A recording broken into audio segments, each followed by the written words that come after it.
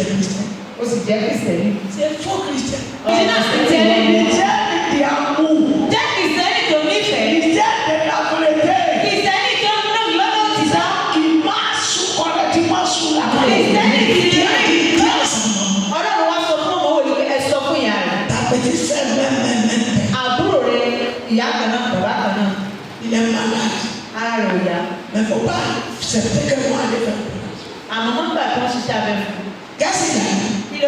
Je suis catholique. Quand tu es catholique, ta Bible dit que tu ne parles pas.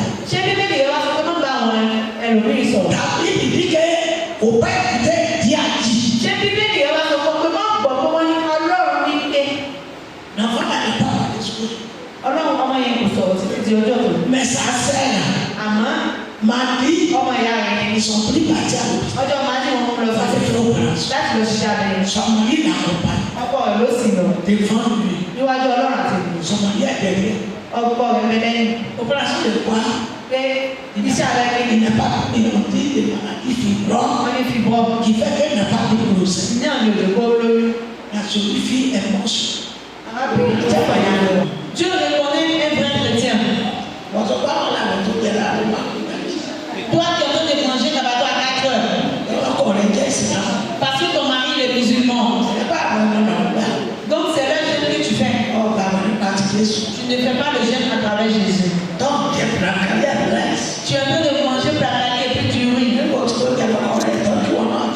parce que tu as servi ton mari à 4 heures, donc toi aussi tu es obligé de manger.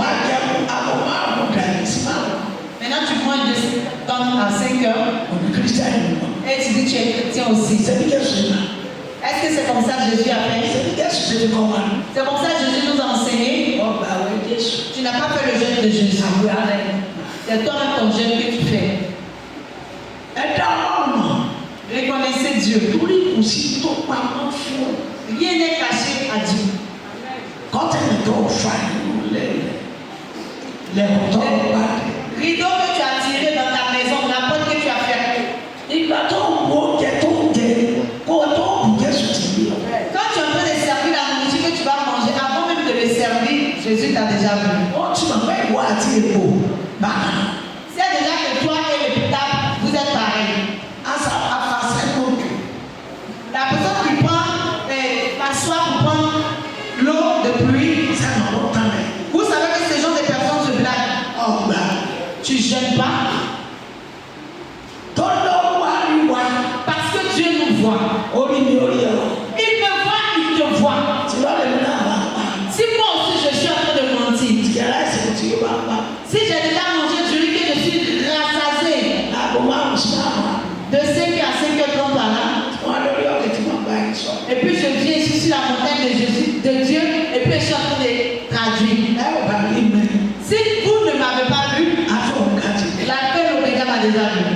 Il m'a déjà vu avant que je ne le fasse. C'est comme ça il a vu toi aussi quand tu fais. Beaucoup de personnes sont heureux quand le jeune musulman et le jeune chrétien se mélangent. Pour que tu puisses manger à 4 heures. Tu es quelqu'un qui prend passoire pour prendre l'eau de pluie. Il ne faut pas mélanger les choses. Si tu as mangé à 5 heures du matin, tu n'es pas un jeune chrétien. Tu es pareil. Tu es au contraire, tu es en train de t'affamer toi-même. Dieu te voit avant que tu ne le fasses. On dit, rentre, assieds-toi.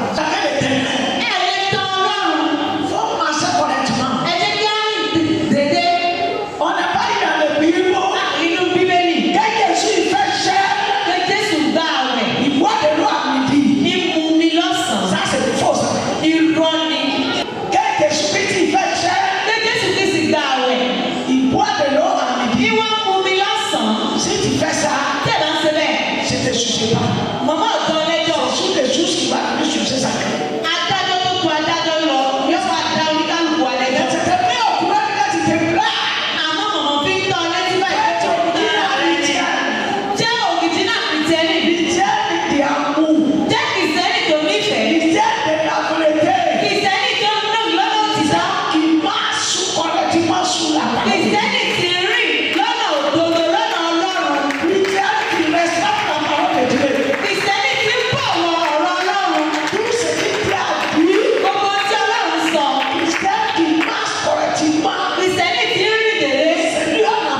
chrétien. Òun là ń pè ní Kìrìsìtẹ́nì. C'est pas toi qui appelé Paul. Kèsè wọ́n ti àpè ní Paul. Ou bien on t'appelle Margaret. Tàbí àpè ní Margaret. Ou bien on t'appelle comment on appelle ça? Salvette. Àbí àpè ní Janet. Non. Rárá. La personne c'est qui on appelle chrétien. Ẹni tí à ń pè ní Kìrìsìtẹ́nì. Tu peux faire prière. Ẹ lè gbàdúrà. Matin. Láàárọ̀. Au soir. Títí di alẹ́. C'est pas ça que tu es chrétien. Kì í ṣe ìlà pè ní Kìrìsìtẹ́nì. Respecter le commandement de Dieu. Ẹ bọ̀wọ̀ fún òfin Ọlọ́run. C'est pas par ton nom tu es chrétien. Kèsè nípa orúkọ rẹ ló ti jẹ́ Kìrìsìtẹ́nì. Pas par communion tu es chrétien. Kèsè nípa oúnjẹ alẹ́ Olúwa ló fi jẹ́ Kìrìsìtẹ́nì. C'est pas par baptiser tu es chrétien. Kèsè nítorí pé àjọ bomi ló fi jẹ́ Kìrìsìtẹ́nì. Pas dire qu'il faut pas se baptiser. Ó sọ pé ká má yọ pé má ṣe ìbọn. Non. Rárá. Mais respecter Àmọ́ ẹ bọ̀wọ̀ la parole. ọ̀rọ̀ Ọlọ́run. Obéir la parole. Ẹ bọ̀wọ̀ ọ̀rọ̀ Ọlọ́run. Faut avoir peur de Dieu. Ẹ bẹ̀rù Ọlọ́run. Un chrétien qui garde la nuit. Ìwọ Kìrìsìtẹ́nì tó ń díyàn sínú. Un chrétien qui vit comme un fils de politique. Ìwọ Kìrìsìtẹ́nì tó ń gbégbé ayé pọ́nàtìpé tó ń gbégbé ayé òṣèlú. Il n'est pas chrétien. Èyí ṣe Kìrìsìtẹ́nì. Chrétien qui met la vie. Kìrìsìtẹ́nì máa yẹ kó fi ìyàtọ̀ sí. Chrétien Kìrìsìtẹ́nì qui suppart. kì í fi ìyàtọ̀ sí. Kì í fi ìyàtọ̀ sí. Peut-être que toi tu n'es pas bêté. O lè sọ pé ìwọ kì í ṣe bèbè. Parce que c'est bêté. Nítorí pé bèbè C'est les animaux. ẹ̀wọ̀ ẹ̀mí kí bèbè. Ou bien c'est baoulé. Àbí Báwúlé C'est les animaux. èmi èkì. Bien tu es dans la mienne. Àbí ìwọ ní Ghana Des animaux. èmi èkì ọ. Tu n'es pas un bon chrétien. Ìwọ kì í ṣe Kìrìsìtẹ́nì gidi tó bá ń ṣe bẹ́ẹ̀. Tu es faux chrétien. Kìrìsìtẹ́nì tí ò dání ọ. On ne t'a pas Jésus dans ton comportement. Ó yẹ ká lè mọ ní Jésù nínú ìwà rẹ̀. Tu peux prier. O lè gbàdúrà. Tu peux faire. O lè gbàwẹ̀. Tu peux faire tout. O lè ṣe gbogbo tó yẹ kó ṣe. Tu peux faire tout. O lè ṣe gbogbo tí Kìrìsìtẹ́nì máa ṣe. Peut-être tu es chrétien. Láti fi hàn wípé Kìrìsìtẹ́nì ni ọ. Alors que tu es dans le faux. Ó sì wà nínú irọ́. Chrétien jaloux. Kìrìsìtẹ́nì ti ń jowú. Chrétien qui ne savent pas chrétien. Kìrìsìtẹ́nì tí ò kí ẹgbẹ́ rẹ̀ Kìrìsìtẹ́nì. Toi ton chrétien dans sa tête. Bó wà ní Kìrìsìtẹ́nì ti tiẹ̀ bó ló ṣe. C'est pas ton comportement on va connaître que tu es bon. Nígbà ìwà rẹ láti mọ̀ wípé Kìrìsìtẹ́nì gidi ni ọ. C'est pas manière de faire on va connaître que tu es Nípa ìṣe rẹ láti mọ̀ wípé Kìrìsìtẹ́nì gidi ni ọ. Tu n'es pas amour. O ní ìfẹ́. Tu tristes. O dáúdá. Ça c'est pour moi. Eléyìí tèmi eléyìí. Ça c'est pas moi. Eléyìí ṣe tèmi. Ou bien c'est un Nigérien. Àbí ọmọ Nàìjíríà ni. C'est pas les gens. Ilé kì. C'est ton problème. Problem ti ẹ nù. Mais frère. Àmọ́ fẹ́ràn nífẹ̀ẹ́. Baoulé aimait bêté. Ìwọ Báwúlé nífẹ̀ẹ́ bèdè. Bêté aimait Annie. Ìwọ bèdè nífẹ̀ẹ́ àní. Annie n'a qu'à aimer Atié. Àní nífẹ̀ẹ́ àti è. Yoruba n'a qu'à aimer tous les rangs. Yorùbá ẹ fẹ́ràn gbogbo èdè. Parce que nous tous on est enfant de Dieu. Gbogbo ọmọ Ọlọ́run ni wa. Tu dis tu vas dans le cœur. Ọlọ́run tó wọ Paradísè. Et puis il y a beaucoup de choses dans ton cœur. Nǹkan púpọ̀ wá bẹ lọ́kàn rẹ̀. Tu as grosseur de sandwich. Ọwọ́ lóyún owú. Tu es enceinte de sandwich. Olóyún owú. Dieu te voit. Ọlọ́run rí ọ. Il te voit. Ọlọ́run rí ọ. Tu peux mentir à toi-même. O lè parọ́ fúnra rẹ̀. Mais tu ne peux pas mentir à Dieu. Àbò lè parọ́ fọ́lọ́run. Ce que tu veux faire. Ìtí o fẹ́ ṣe. Dieu te voit avant de faire. Ọlọ́run ti rí ọkọ tó ṣe. Ce que tu vas faire. Ní tó ṣe. Dieu te voit avant de faire. Ọlọ́run ti rí kó tó ṣe. Dieu voit ton cœur peut-être toi-même. Ọlọ́run mọ ọkàn rẹ ju ara rẹ ju wọ́n gángan lọ. Tu es mauvais. Pé o burú. Tu es faux. O rorò. Tu es faux. O jẹ́ ènìyàn tí ò dáa. Tu es méchant. O burú o rorò. Dieu te voit. Ọlọ́run rí ọ. Il me voit. Ọlọ́run rí mi. Il te voit. Ìrí ọ. Amen. Yeah. Ẹsẹ̀ kẹta. Ah. Nítorí náà, ohunkóhun tí ẹ̀yin sọ ní òkùnkùn ní gbangba ni a ó ti gbọ́. Dieu a quand même te parlé. Ọlọ́run kọ́ sọ̀rọ̀. Tout ce qu'il t'a dit Gbogbo ń tọ̀ sọ. en noir. Nínú òkùnkùn. Dieu le voit clair. Ọlọ́run rí gedegbe. Il voit tout. Wọ́n rántí Ọlọ́run Tu gedegbe. fais faut faire comme tu es bobo. Tó bá fẹ́ ṣe ìgbà kò ti yan. Et puis tu parles à ta tête. Kọ́ wa lọ borí sọ̀rọ̀. Dieu te voit. Ọlọ́run rí. Mais tu parles à ta tête. Tó bá fẹ́ mọ̀ fẹsẹ̀ sọ̀rọ̀. Dieu te voit. Ọlọ́run gbogbo ẹ̀. Bàbá dà ẹ̀ tẹ̀ wá. Tó bá fẹ́ fọ fi ká sọ. Ọlọ́run rí. Ìwà kù. Ọlọ́run rí gbogbo ẹ̀. Ilẹ̀ lè kiri abẹ́ lè tú. Ọba tó dá ohun gbogbo ni. Fún ìbẹ̀rẹ̀ tó wà. Túra rẹ sílẹ̀. Àkókò kìrìtìẹ́. Ọ̀pọ̀lọpọ̀ kìrìsìtẹ́nì wà. Ìwà fẹ́ jẹ́. Yóò gba àwẹ̀. Soso àti àwọn àmàlà dídì ọ̀sán. Títí yóò rí ọ̀sà. Iṣẹ́ àbí. Iṣẹ́ ẹ̀sẹ̀. Ìwà fẹ́ jẹ́ ká. Yóò gba àwẹ̀ títí yóò ní iṣẹ́.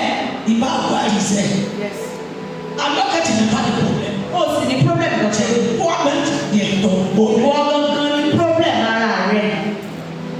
Getting a power for the way. Tí o bá ti fẹ́ràn ọmọ náà. Ti a the problem. O ti ní problem. Getting a power in a Christian.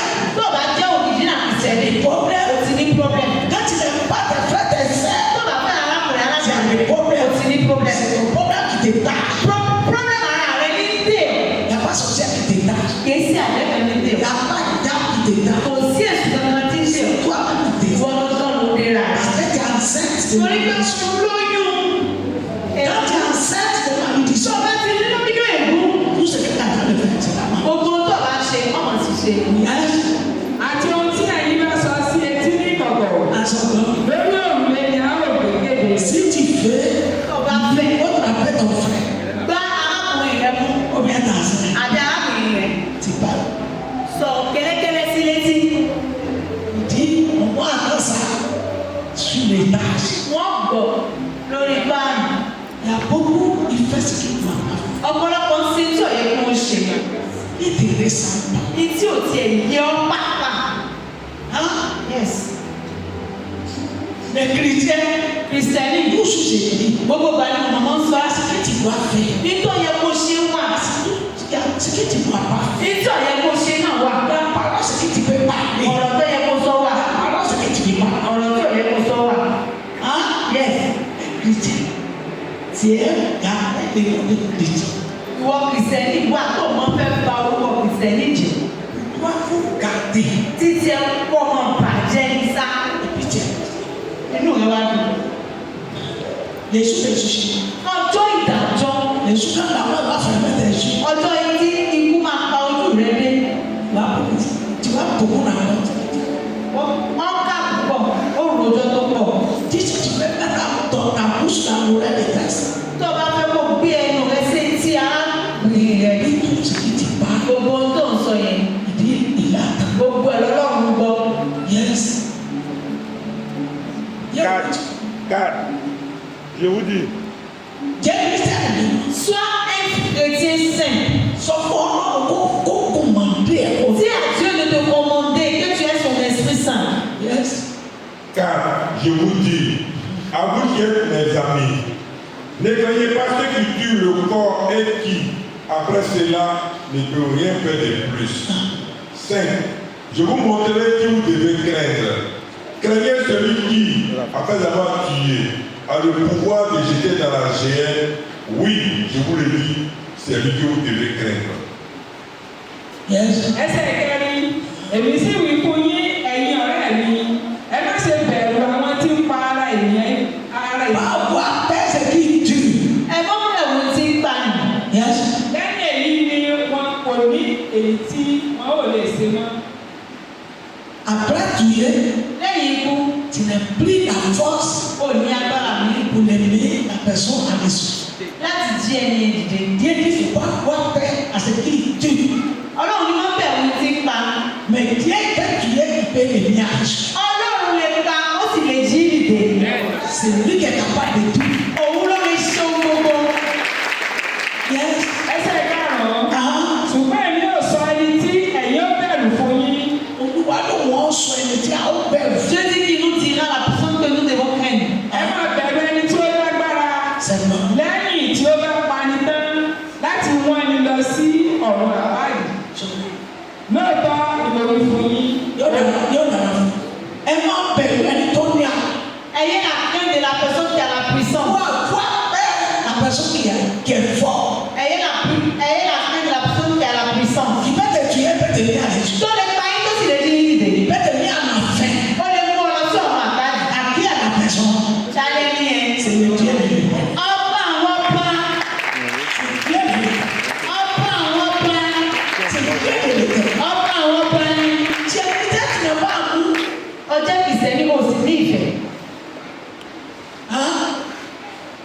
tu es chrétien. Ó sì jẹ́ Kristẹni. Tu es faux chrétien. Kristẹni ìwọ ni ọ́. Quand tu es chrétien, Tó o bá jẹ́ Kristẹni, on va voir par ton comportement. ó yẹ ká lè rí nínú ìwà rẹ. Yes.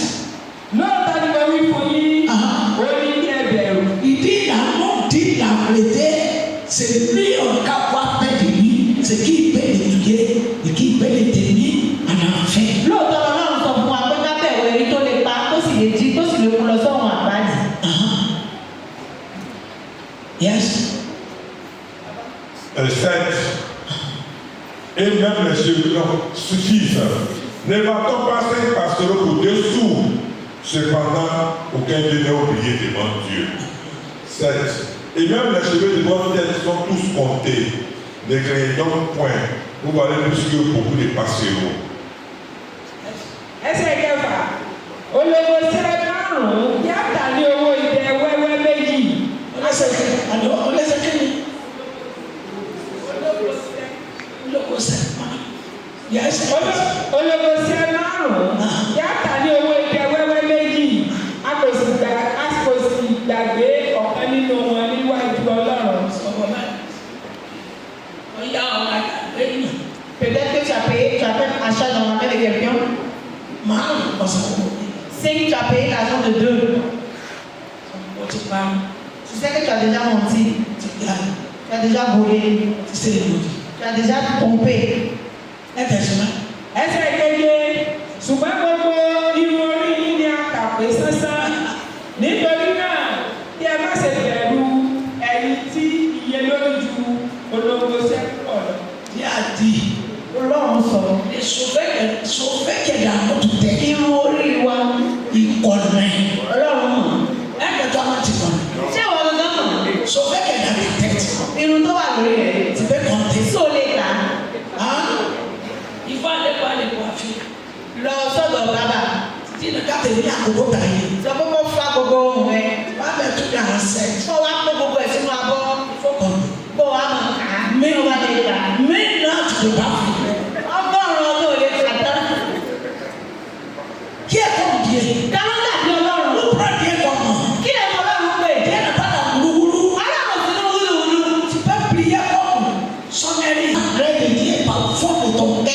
Tí o bá ní Ọlọ́run nínú ọkàn rẹ. Tí o sì ní ìfẹ́ arákùnrin rẹ. Pàfó. O ṣe Kristẹni. Kristẹni ti sọ pé òun lòún sàn gbogbo ènìyàn lọ. Èmi mọ́mọ́. Títẹ̀ mi yàtọ̀. Kristẹni òun ọ̀yọ́. Adájọ́ tó du adájọ́ lọ òun dá ẹjọ́. Kristẹni òjòwú ni ọ́. Kristẹni tó burú, Kristẹni àjẹ́ ni ọ́. Kristẹni ọmọ Kristẹni ọ̀yẹ́ kọ́mọ jó nínú ayọ̀, kọ́mọ dúró ẹ̀ nínú ayọ̀. Ẹni tó ọmọ ni ẹni tó ọmọ ni o. Alábìrin yẹn ká wọ̀. Mo fẹ́ràn ni o. Wọ́n kí Jésù lára. Báwo máa ń mọ̀ wípé Kristẹni gidigidi ni?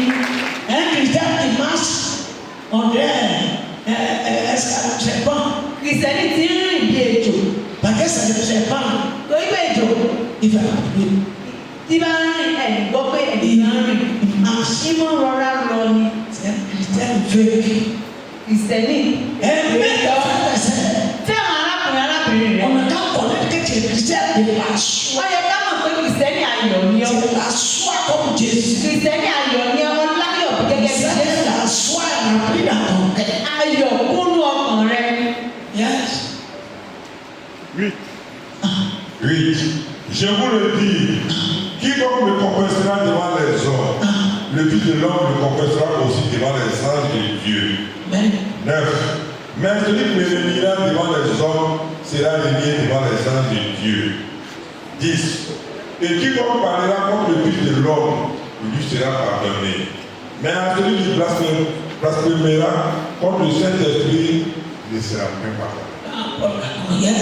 ẹsẹ̀ kẹjọ mo sì wí fún yín pẹ̀lú ẹnikẹ́ni tí ó bá jẹ́wọ́ mi níwájú ènìyàn ọmọ ènìyàn yóò jẹ́wọ́ rẹ̀ níwájú.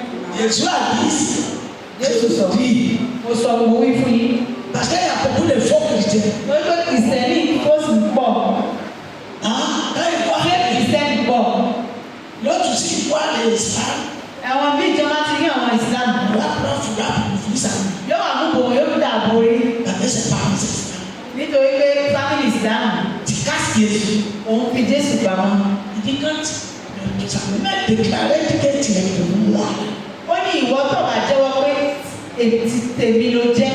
Moi aussi, c'est bien honte de toi les jours de jugement. Èmi náà máa tọ́ dànù níjọ́. Je vais te dire qui t'est devant moi. Màá ní kúrò níwájú. Déclarer, Jẹ́wọ́ c'est sous chrétien. mo jẹ́ kìrìsìtẹ́nì 100%. 100%. Pas mentir que je m'en vais aller faire prier. Wọ́n parọ́ pé mò ń lọ kírun. Parce que si tu comptes, tu Àti dis wọ́n parọ́ pé mò ń lọ gbàdúrà lásán. si tu dis que je m'en vais aller faire prier, Tó bá sọ pé mò ń lọ gbàdúrà lásán. que tu fais voler des gens, Àdékọ̀ ń bọ̀ wá wá ní jí Jésù tu jẹ́. n'as pas donné ta vie à Jésus. O fàyè rẹ fún Jésù. Tu vas te trouver les jours de jugement. Ọgbà ara rẹ níjọ́ ìdájọ́. Tu viens prendre son retour. Dóde Tu viens prendre ses bénéfices. ọwọ́ ń gba ìbùkún. Mais tu n'as pas déclaré que tu es chrétien. Àmọ́ kò jẹ́wọ́ Jésù Kristi wípé Non, kìrìsìtẹ́nì moi, yọ. c'est sûr. Ma famille, c'est fou. Fámìlì mọ̀ ìsìlámù ni wọ́n. Mais quand c'est le jour donné à Jésus, Àmọ́ nígbà tí wọ́n fi àwọn c'est ọmọdé bien sọ. au courant tous mes parents. Wọ́n ní kí gbogbo òbí àwọn ọmọ. Moi, c'est le surpris musulman. Èmi ò kí ṣe mùsùlùmí. Je m'en vais à Jésus. Wọ́n lọ wọ́n Jésus m'a sauvé. Wọ́n bá Jésù lọ C'est sí lui qui a fait à Jésus. Mo yóò sọ nínú Jésù. C'est par Jésus. Lẹ́lẹ́ àpàṣẹ Jésù. C'est à quoi penser de Dieu. Tàbí ojúrere Ọlọ́run. Oui. Bẹ́ẹ̀. Mais il n'y a pas aucun dans ma famille qui m'en parle.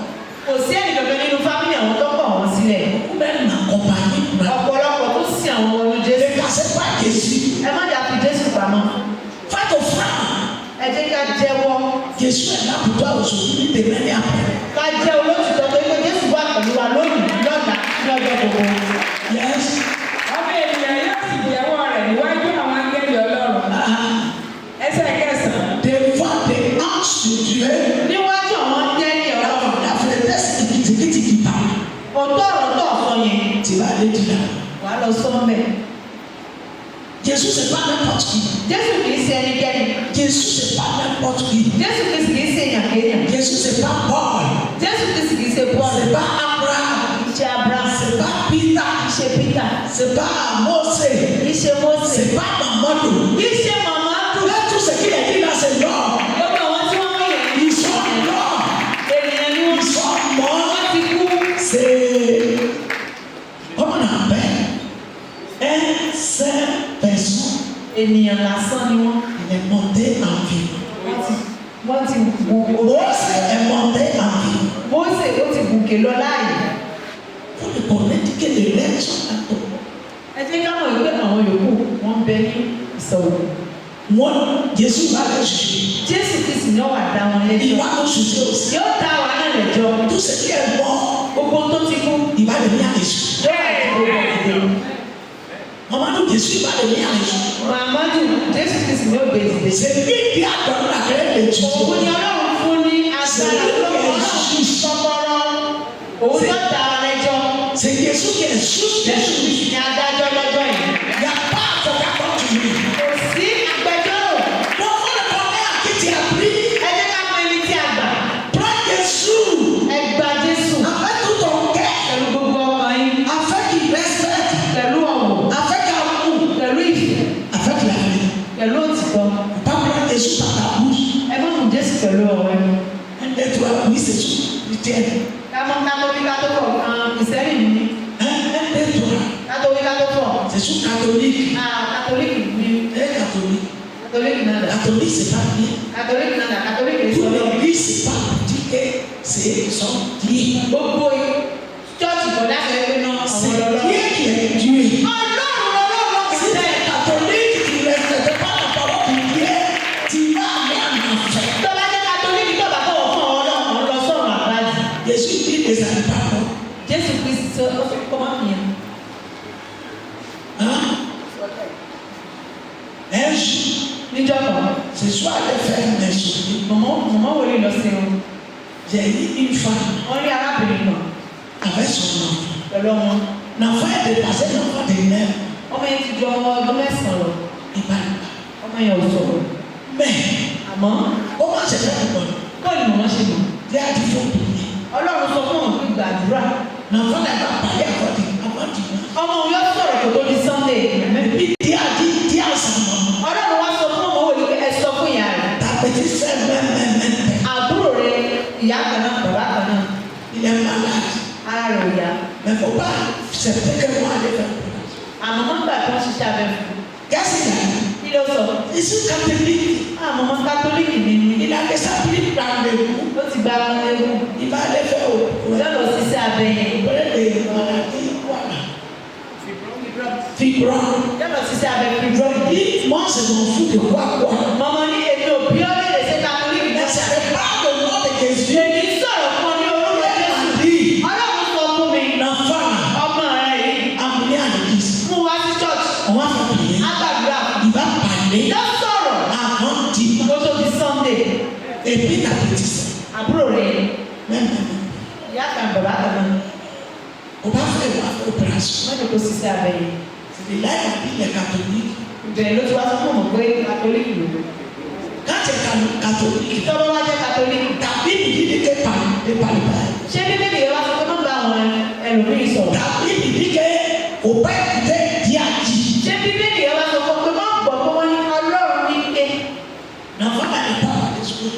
Ọlọ́run ọmọ yẹn kò sọ̀rọ̀ títí di ọjọ́ tó. Mais sa sœur là, Àmọ́ m'a dit, ọmọ ìyá rẹ̀ yẹn ils sont pris partis à l'hôpital. ọjọ́ máa ní wọn lọ On va sí faire l'opération. láti lọ ṣiṣẹ́ abẹ yẹn. Son mari l'accompagne Ọkọ rẹ̀ ló sì lọ devant lui. níwájú Ọlọ́run àti ìlú. Son mari est derrière. Ọkọ rẹ̀ mẹ́lẹ́yìn Opération de quoi?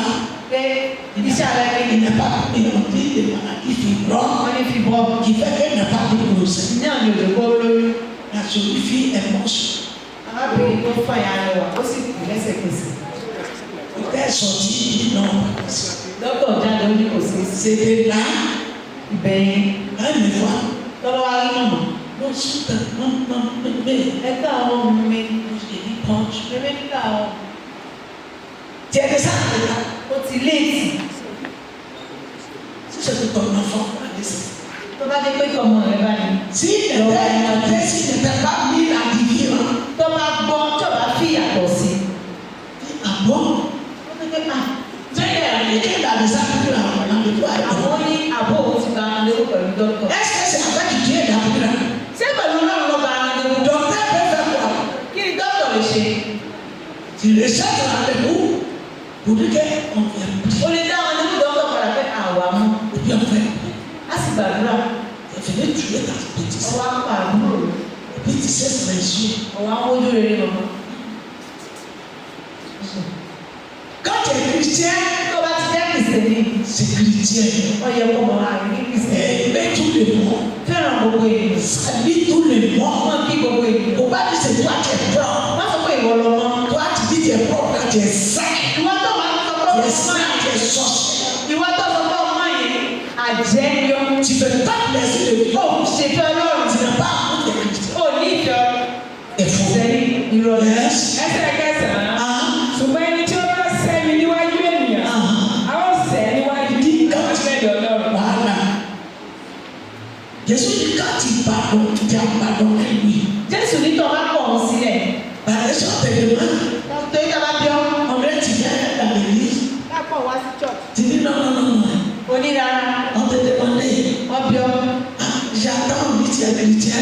Mo ní kìsẹ́nì ni ọ́. Tu dis non, non, non. Onírara. Après, tu dis voilà. Nígbà tó yá, ó tún wá bú akéde Muslim. Tu tristes ton travail n'importe quoi. Òun lo òǹbúra lórí irọ́. Voilà, il est dans le sens. Òǹbúra lórí irọ́. Quand tu fais ça, Tu jures que tu ne vas pas à l'église. Dieu t'a acheté de ça. Tó o bá ṣe bẹ́ẹ̀ Ọlọ́run ti pọ̀ sílẹ̀. Tu l'as malhonné, tu l'as trompé. O ti kọ Ọlọ́run, o ti da Ọlọ́run. Comment tu vas voir cette bonne chose? Kó ló fi wá fẹ́ wojú rere. Tu es chrétien. Ọjẹ́ kìsẹ́ni. Dans n'importe quoi, c'est sur chrétien. Nínú gbogbo ohun ìsẹ́ni ni mí.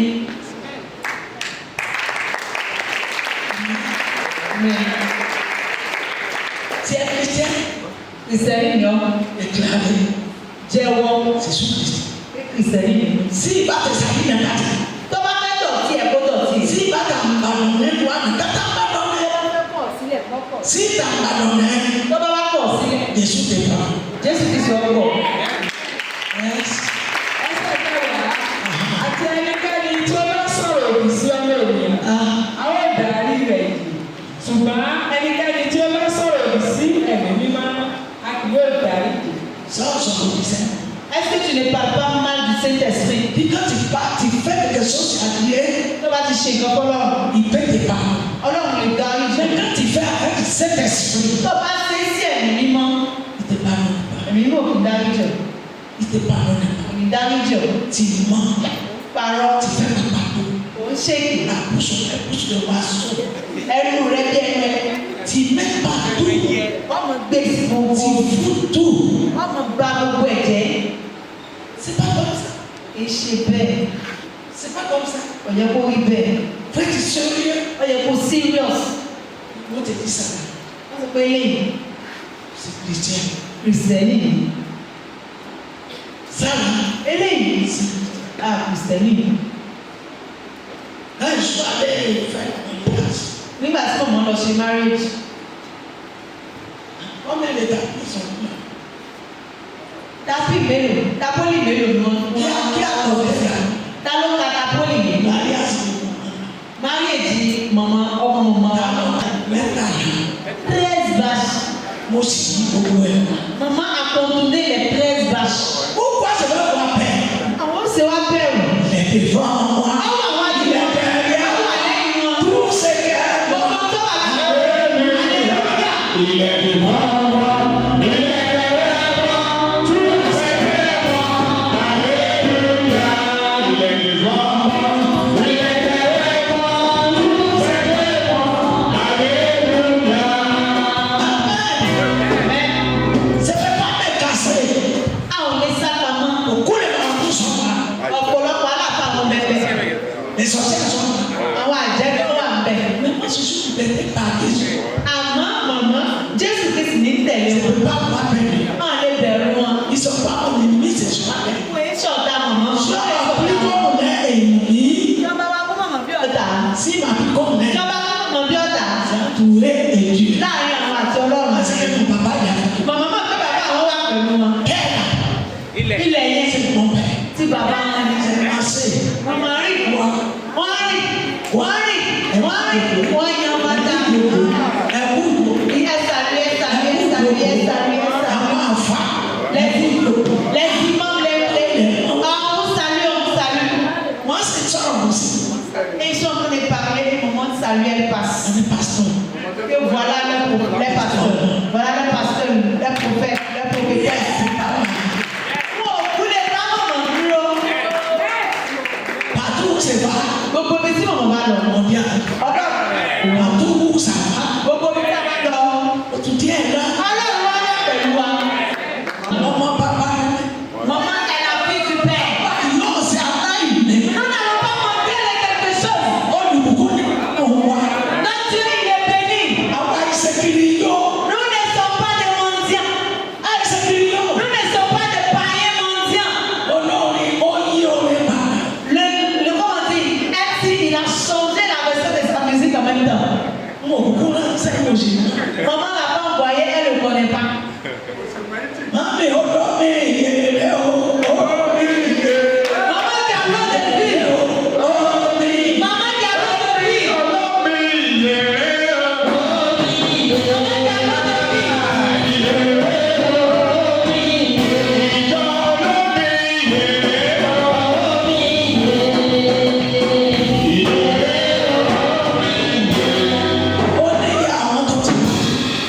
Il y a plusieurs parmi eux qui sont passés, qui sont quittés à l'intérieur du pays. Dès que maman partait à la voiture, ils l'ont suivi. Maman, elles sont jamais tombées enceintes. Maman, pardon, prie pour eux. Pour prier. Maman dit, si tu veux la prière, viens à la montagne de l'Alliance. Et ils sont venus. Et maman, à la foi, au nom de Jésus, elle est venue présenter leur bébé. Sois un chrétien et toi-même, il faut te libérer. Sois un chrétien libre. Libère-toi.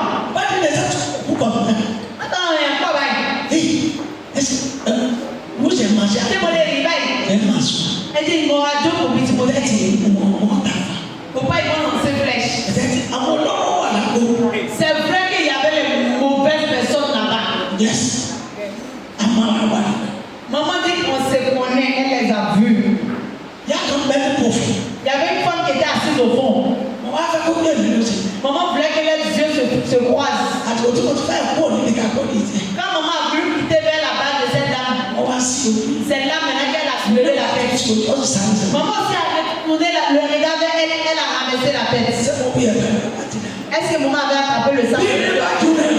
Quand fait des passes faire, elle se plie pour...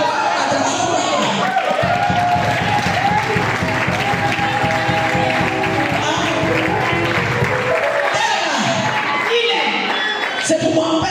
Si papa va lui... C'est comment je dis. Aussi comme Qui sont Jésus. la parole chrétienne. Libère-toi. Tout la relève. Faut pas dire que ton papa est vivant. Ma vie que papa est là. Ton papa est là. Papa est là. Faut le défaire toi-même. Tout la récilé. Yes. Amen. Amen. Moi, toi, Le peuple que tu as entendu là, tous les. il faut te libérer. Faut pas me toucher. Si tu as mal en toi, si tu as touché, tu as touché problème.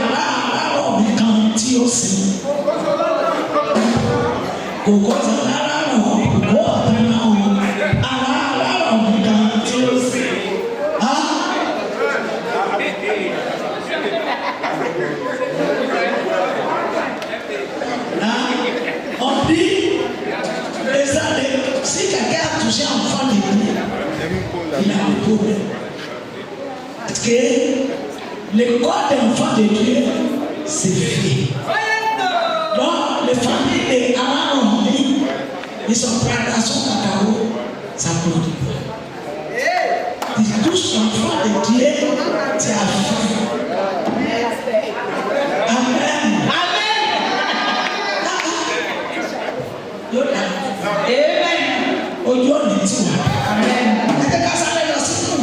Allons-y rapidement dans le livre.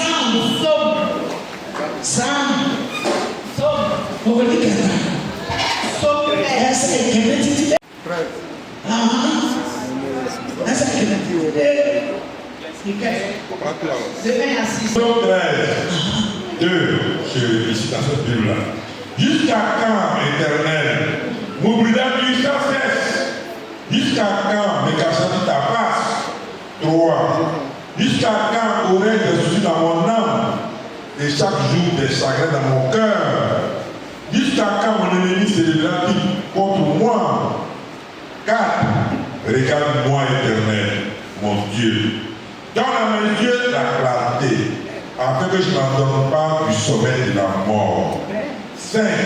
Afin que mon ennemi ne dise pas, je l'ai vaincu, et que mes adversaires ne se réjouissent pas si je chancelle. 6. Moi, je commence à ta bonté.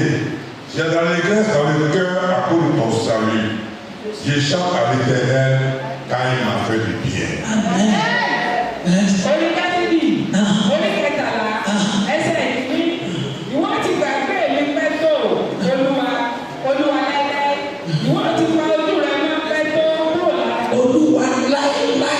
Seigneur, jamais. Touche. Il va beaucoup.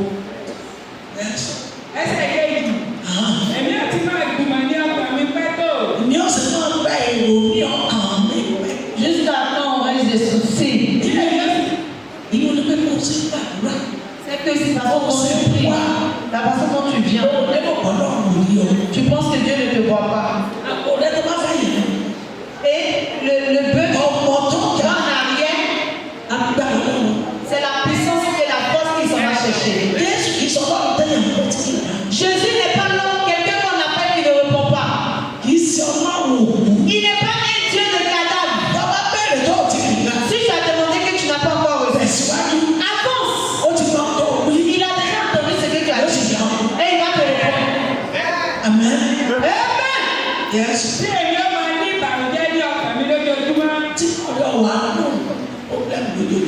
Et puis tu n'es pas heureux. Chaque fois tu as problème. Toujours c'est toi qui murmures.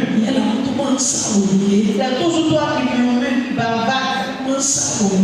Murmure. Et Jésus était fait quoi? Tu ne dois pas murmurer. Faut le louer. Faut le louer. Il va te répondre.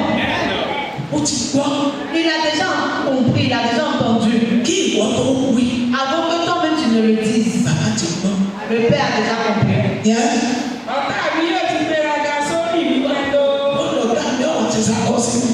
Comment est-ce que mon ennemi fera de malheur sur moi comme ça?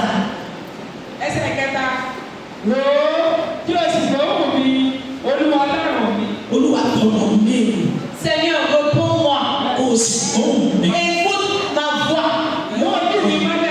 Écoute ma voix.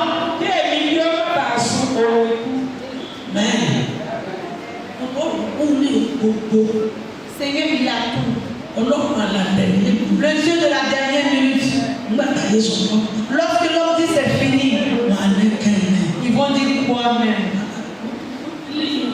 Oh, lui là, on peut faire quoi pour lui? On peut rien faire. On peut rien faire encore.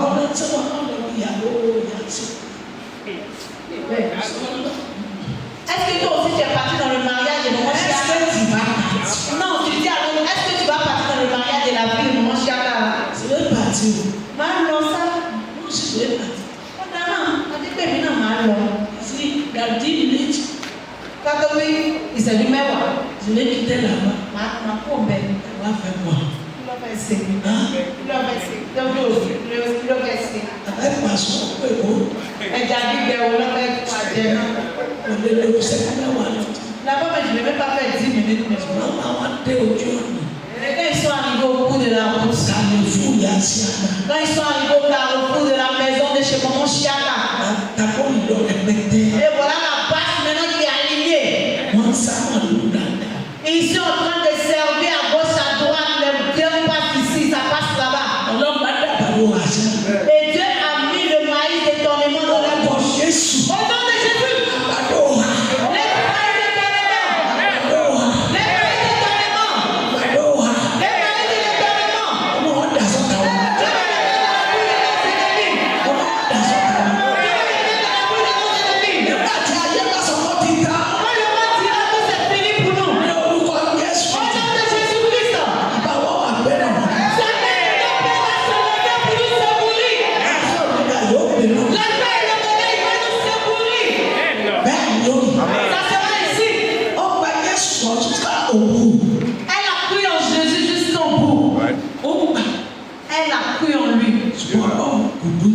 Et Dieu ne l'a pas orni. Dieu ne va pas nous ornir. Nous n'aurons pas honte. Place ta confiance en lui. Nous serons heureux à ce moment.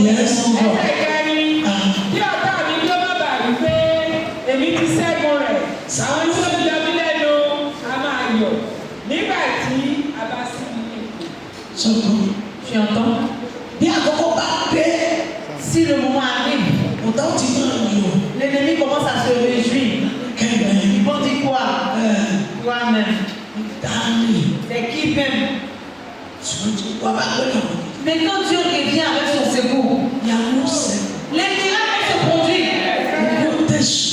Le diable aura honte. L'ennemi même aura honte. Toi, chrétien, avance. Avance. Il ne faut pas cesser de croire. Ne sois pas fatigué dans le cœur. Il ne faut pas murmurer. Il ne faut pas injurer Dieu. Il ne faut pas murmurer. Toute ta confiance à l'éternel. Tu ne savais pas. La personne qui croit en Dieu. Et alors, qui voit honte. Non. Il est le Dieu de la dernière. Alors il gagne. Faut pas courir. Pour aller chez le Satan. Il ne faut pas demander l'aide chez le diable. Faut pas toi-même te mettre dans les problèmes. D'autres même vont dire, ah, c'est à cela jusqu'à quand. Mais si tu as la foi, les doigts des miracles